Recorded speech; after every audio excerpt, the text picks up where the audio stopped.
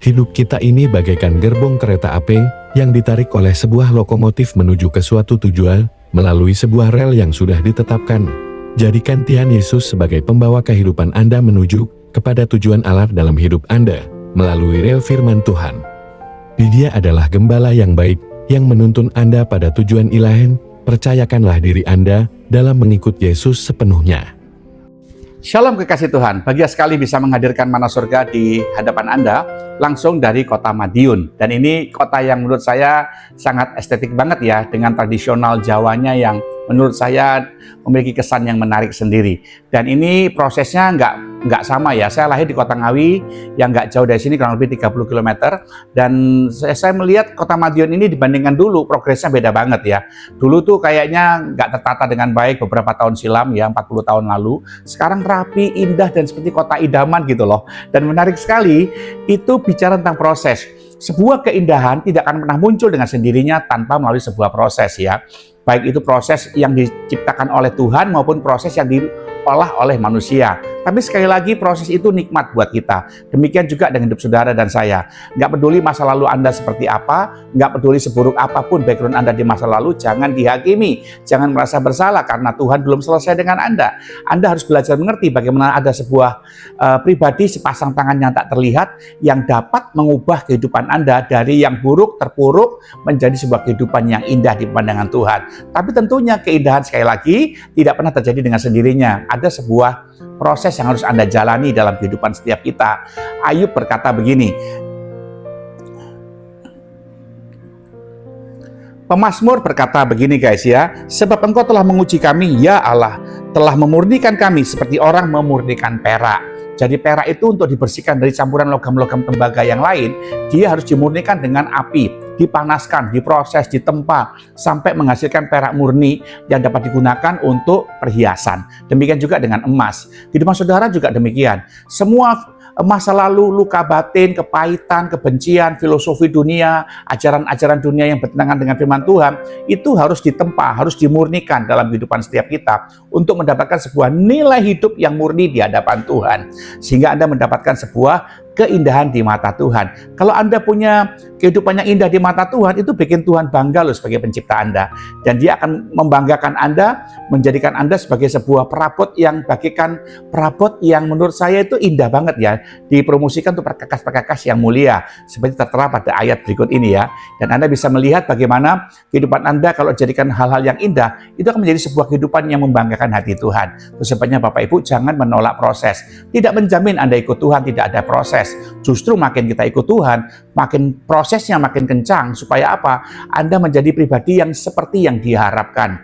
Ya, seperti yang Tuhan mau untuk supaya kita bisa mencapai tujuan Tuhan dalam kehidupan setiap kita. Nah, kekasih Tuhan, Jemaat GBI Clear Kota Bontang dan Jemaat GBI Pasar Baru Betania Blessing Kota Jambi, Anda dan dimanapun Anda berada, coba lihat Kejadian pasal 26 mulai dari ayat 1.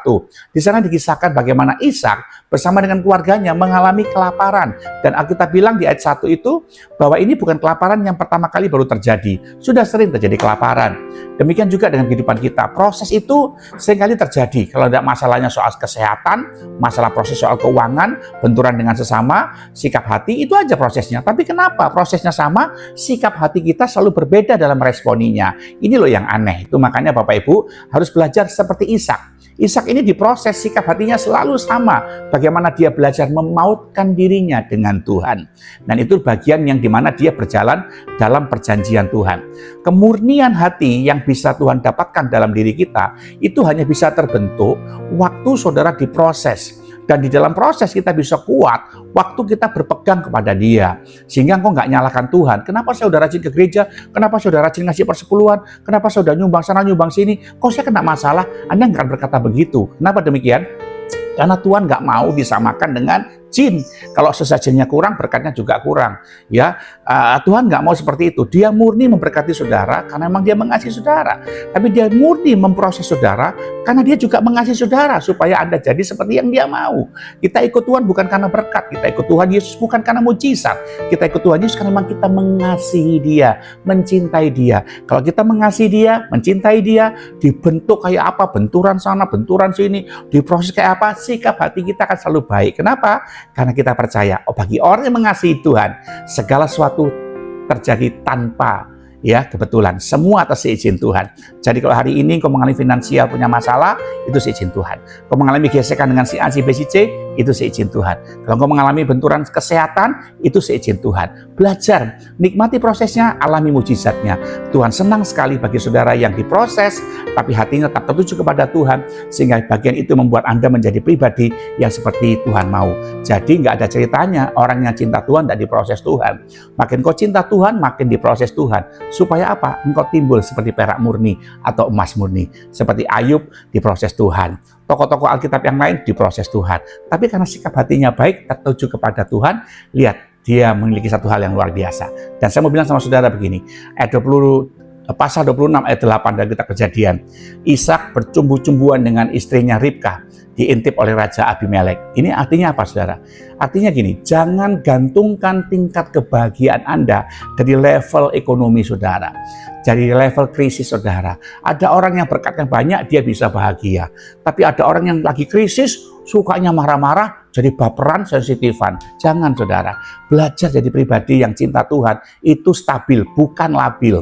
Artinya kalau engkau mencintai Tuhan, diizinkan Tuhan mengalami krisis sebagai suatu proses, kita akan tetap bisa mengasihi Tuhan, dan tetap bisa berespon baik dalam segala situasi yang ada. Dengan cara apa? Belajar percaya dengan Tuhan.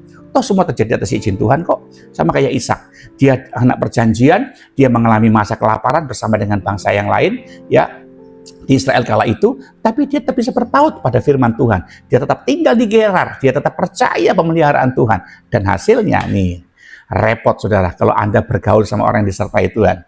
Repotnya kenapa? Anda akan melihat dia akan selalu berhasil dalam setiap proses hidupnya dan berakhir dengan kemenangan. Mengalami kemenangan? Tidak ada kemenangan tanpa sebuah proses. Yuk, nikmati sebuah kehidupan yang mengalami terobosan dalam kemenangan waktu Anda memautkan dirimu kepada Tuhan, percaya kepada Tuhan dengan segenap hati. Dan kalau kau percaya dengan Tuhan dengan segenap hati, kau bisa berespon tepat dan punya pemikiran. Segala sesuatu terjadi tidak dengan sendirinya. Itu seizin Tuhan. Saya harus berespon tepat sebagai bukti saya percaya kepada Tuhan. Gitu loh, itu namanya para anak Tuhan. Yuk, belajar menjadi pribadi yang menang atas proses dengan sikap hati yang baik karena kau percaya dengan Tuhan. Hatimu terpaut kepada Tuhan. Salam di Kota Madiun, Jawa Timur. Terus berkati, doa saya selalu untuk Anda di Bontang dan di Jambi. Shalom, haleluya.